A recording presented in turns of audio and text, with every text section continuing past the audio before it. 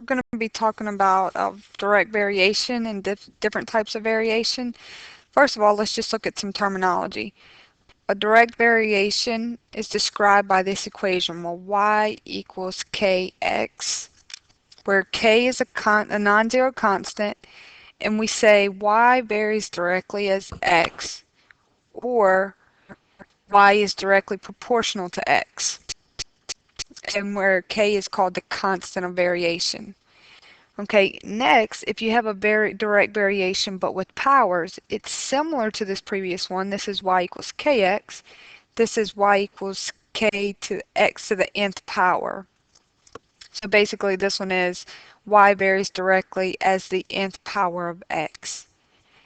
And then we have an inverse variation, which is described by y equals k divided by x. So it varies inversely as x, where in all of these, k is called the constant of variation. Now, this might not make a little more sense till we get into some of the examples. So let's see the first one. If y varies directly, the first thing we want to pay attention to is varies directly. That lets us know that we're using the y equals kx equation from the previous page. And so let's use our given information. It says y varies directly as x, and y equals 9 when x equals 4. So y equals 9, actually let's just put it over here, y equals 9 when x equals 4. And then the k, we're just going to leave it k. And now let's solve for our constant of variation. So divide both sides by 4, divide both sides by 4, and you get 9/4 is equal to k. Well, now that we know our constant of variation, we can use that to answer our problem. So it says find y. So first of all, let's write our equation. Find y, we're looking for y, when x is 16. So we know x is 16, and now we also know that our constant of variation is 9/4. So we're able to simplify this, and you would get, you can cross cancel right here for multiplying, divide by 4, divide by 4, 4, and multiply across the top. 9 times 4 is 36 over 1, so y is equal to 36. You can simplify your fractions however you like. Okay, let's look at number 2. The first thing, it says y varies inversely as x, so we write y is equal to k divided by x, and then let's plug in our first piece of information. Y is 12 when x is 7. We want to know what is k. Well, here, an easy way to solve this is to cross multiply, and if that was over 1, we would just get k is equal to 84. Now we want to finish out the problem. We want to find y. So first of all, we write our equation. Find y when x is 8. Well, this is x, so we need to put 8 here. And we do know our constant of variation now, so it's 84.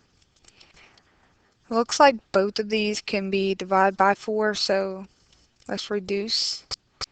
Always reduce your fractions. Divide a 4 out of each of them, and we get 21 over 2. Alright, the next one we have combinations. We have varies directly, and we have an inverse variation, and we have a square in here. So basically, it's kind of everything thrown together. So first of all, let's just, y varies directly as x. Okay, and inversely means down here, the square of z. So this is what we're looking at. So we've taken care of all of that information. Y varies directly, that's y equals k of x. Inversely as z squared right there. So let's plug in our information. When y is 84, we're looking for k. X is 54. Z is 3. Which, don't forget, it's z squared. So this is what we're looking at. So I'm going to come back up here and finish solving this. So I'm going to say, let's just do simplify one thing at a time. So this is just going to be 54k. I can rewrite those in different order. 3 squared, that means 3 times 3 is 9. Now, if I put this over 1, I can cross multiply right here. 9 times 84 is 756. 54k, divide both sides by 54 because we want to find what our constant of variation is going to be, and that simplifies to a nice number. So 14 is equal to k. Now, that was just to find our k, so we start over by writing our, well, put that back, our original equation that we started with, and it says find y, so y equals when x is 48 and z is 4, which that's going to be 4 squared, and we know our k is 14 from there. And we'll simplify that. You're going to get 14 times 48. Take that answer and divide it by 16 because 4 squared is 16, and it should simplify to y is equal to 42. Okay, the next thing says write an equation to express the relationship. Then solve for g. Okay, v varies directly. So v varies directly, so and I'm going to have my k, because I always have my k, as the cube of m. Well, the cube is 3, so it's m to the 3rd power. That's the cube of m. And inversely means this, as g. So one more time. V varies directly as the cube of m, so it means these go directly across. Inversely as g. So this is the first part of our problem. And next it says solve for g. This time we just want to know what g is, so we want to get this by itself. So we could cross multiply right here and get, well, v times g is equal to, and there's a known 1 here, so if you cross multiply you would get km cubed. Trying to get g by itself, so divide both sides by capital V. G is equal to km cubed over v. And that's all they ask us to do in this particular problem. We're going to practice that again.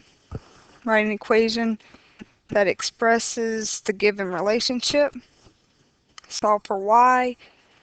So x varies directly as c. X varies directly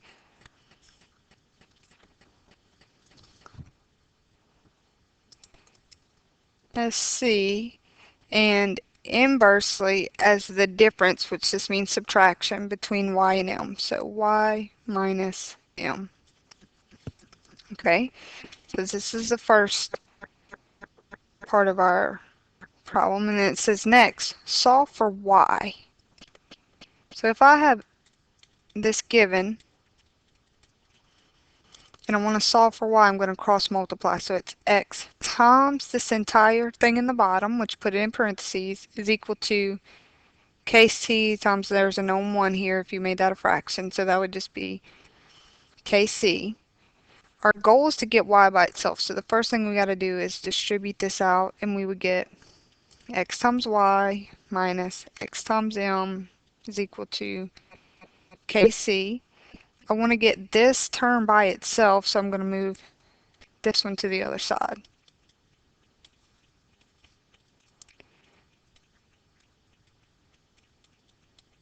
And then now divide both sides by x, and y is equal to kc divided by x plus m. This is also a correct solution of it, My answer right here is just simply by doing this term right here, and then this term right here, because this x would cancel this x. So both of these are correct versions, just depends on which one MATLAB wants. And I'm going to apologize in advance, my 5 and 6 slides got mixed up, so we worked number 6 first, and then now we're going to be working number 5. So we're going to be writing x varies jointly as y and a. So jointly just means and going to be joined together, so with y and a, like multiplication. Inversely as the square root of p. Well, inversely tells us we're going to be in the denominator, square root of p. So one more time, varies jointly, that means these two, joint, and then inversely as the square root of p. Okay, now we want to solve for y. So just like we did before, we're going to cross multiply. So let's put this over 1. So that's just going to give us kya is equal to, cross multiply here, x square root of p. Our goal is to get y by itself. So if I divide by k and a, whatever you do to one side, do to the other, that means this k and this a will cancel, and we get y is equal to x square root of p over ka. And this is your solution.